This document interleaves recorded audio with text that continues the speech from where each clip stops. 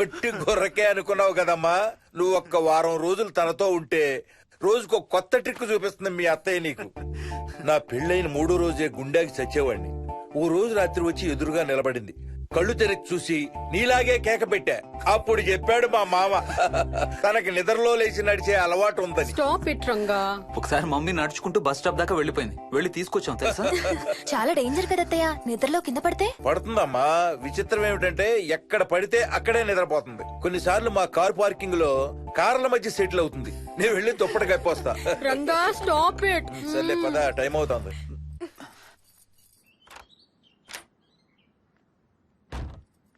ఏమండి cell phone తీసుకున్నారా? తీసుకున్నా.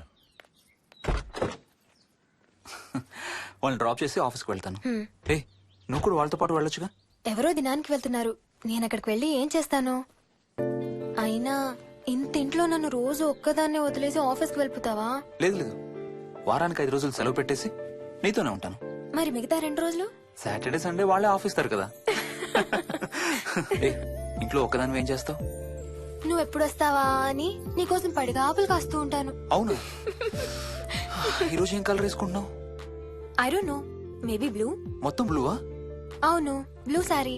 ఆహా, నేను అడిగేది అది కాదు, లోపల. సిగ్గులేని ఫెలో. Okay bye.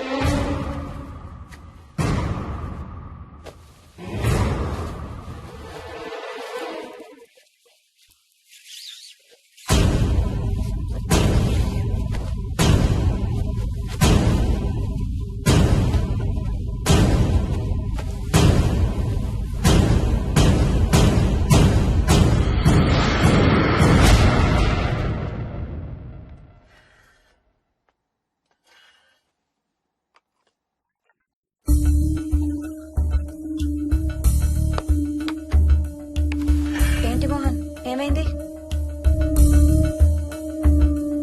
తాతయ్య చీటింగ్, నీ కుర్రాన్ని వెనక్కి పెట్టు తాతయ్య.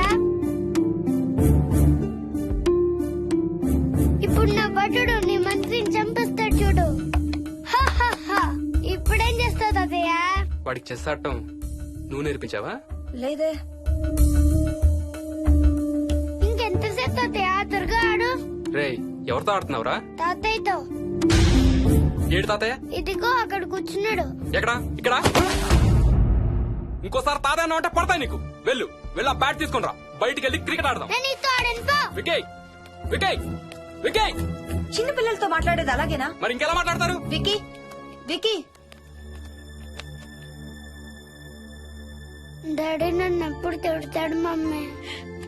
That's because he loves you so much baby. నువ్వంటే చాలా ఇష్టం కాబట్టి.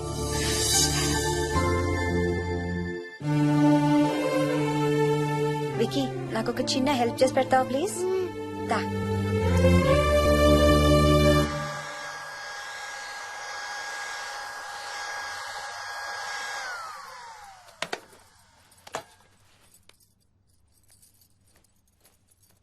Hi aunty. Hi Vicky. Mummy మీకు బాక్స్ ఇచ్చిరమ్మంది. Thank you. రా లోపలికి రా. ఏంటి స్కూల్ కి హాలిడేనా ఇవాళ? లేదంటే నేనే స్కూల్ కి హాలిడే ఇచ్చేసాను. అంటే నేను అంకుల్ ప్లే స్టేషన్ లో గేమ్స్ ఆడుకోవచ్చా? ఓకే వెళ్ళి ఆడుకో.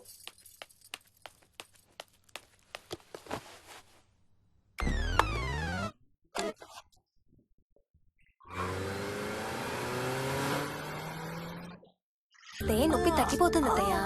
పోనీ టికెట్స్ క్యాన్సిల్ చేస్తానమ్మా. కొంచెం నొప్పి తగ్గాక 2 రోజులు ఆగే వెళ్తురు గానీ. మా టికెట్ల సంగతి సరేరా, మీవి ఇంటర్నేషనల్ టికెట్స్. లాస్ట్ మినిట్ లో క్యాన్సిల్ అంటే బోల్డ్ అంత పోతుంది. మీ అమ్మ సంగతి నాకు వదిలే, ఇంటికి తీసుకెళ్లి నేను చూసుకుంటాగా. నానా. మొలిగించాలు గాని ట్రైన్ టైం అవుతుంది. లేవే లే. Stop it, Ranga. లే. Ranga, stop it. అసలు నువ్వు రాత్రిపూట నడవకుండా మంచానికి గొలుసులేసి కట్టేయాలి. Stop it. పగలబండి కాబట్టి సరిపోయింది. అదే ఏ రాత్రి ట్రైన్ అయితే బెర్త దిగి ఎటో పోయేదానివి. ఏ తలుపో తీసుంటే గోవిందా గోవిందా. Stop it Ranga. అబ్బా నువ్వు ఊరుకోనన్నా, అసలే అమ్మ నొప్పితో బాధపడుతుంటే. బాయ్ మోహిని, అక్కడ ఫ్లైట్ దిగాక ఫోన్ చెయ్యమ్మా. అలాగే అత్తయ్య. బుచ్చయ్య అయ్యా. వస్తాం. మా వాళ్ళని జాగ్రత్తగా చూసుకో. సరే అయ్యా. యాదమ్మా వస్తాం. అలాగేనయ్యా. బాయ్ మోహిని. బాయ్ మావయ్య. Happy journey. Bye. Thank you అమ్మా. Hyderabad to Paris 10 hours journey. First class seats beds లా ఉంటాయి. ఆలోచించు మరి. అసలు ఆ క్షణం గురించి నేను ఆలోచించని క్షణమే లేదు. ఆ బెడ్స్ లాంటి సీట్స్ మీద నువ్వు నేను, అబ్బా తలుచుకుంటే నా ఒళ్ళంతా వేడెక్కిపోతుంది. ఏంటేంటి? మ్మ్. కావాలంటే ఒక్కసారి టచ్ చేసి చూడు. ఏ ఇప్పుడా? మ్మ్. ఇప్పుడే. టచ్ తో ఆగలేనేమో. అయితే మానే.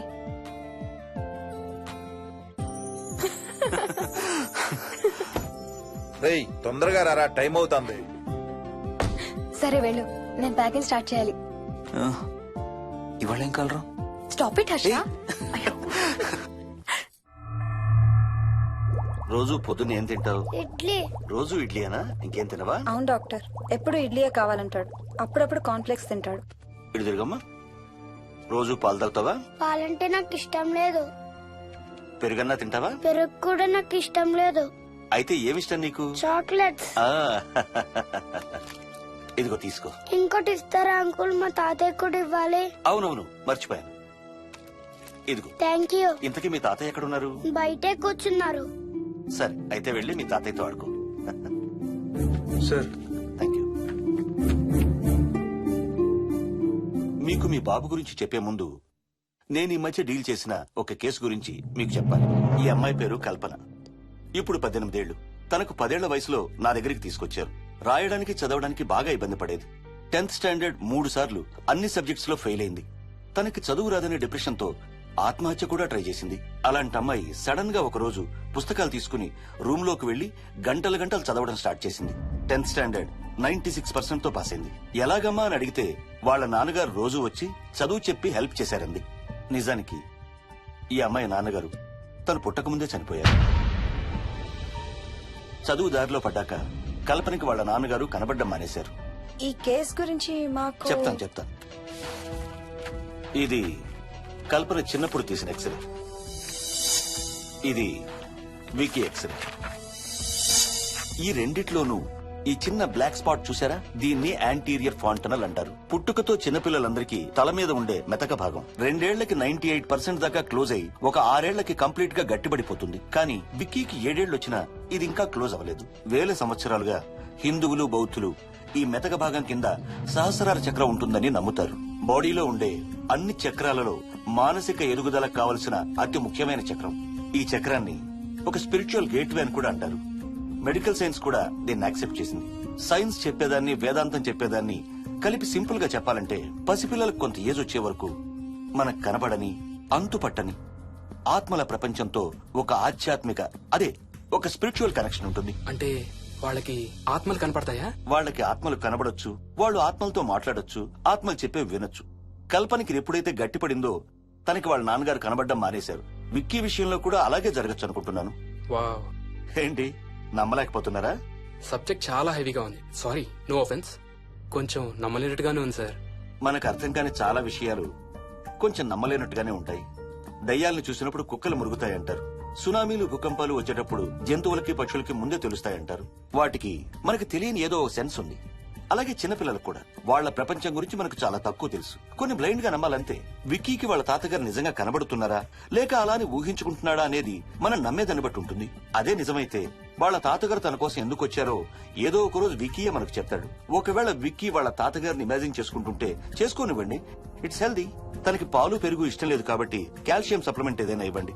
ఇది త్వరగా గట్టిపట్టడానికి హెల్ప్ అవుతుంది. మోస్ట్ ఇంపార్టెంట్లీ మీ అబ్బాయికి బాగా దగ్గర అవడానికి ట్రై చేయండి. తనతో హోంవర్క్ చేయించండి, ఆడుకోండి, బయటికి వెళ్ళండి, రోజుకు ఒక్కసారైనా కలిసి భోజనం చేయండి.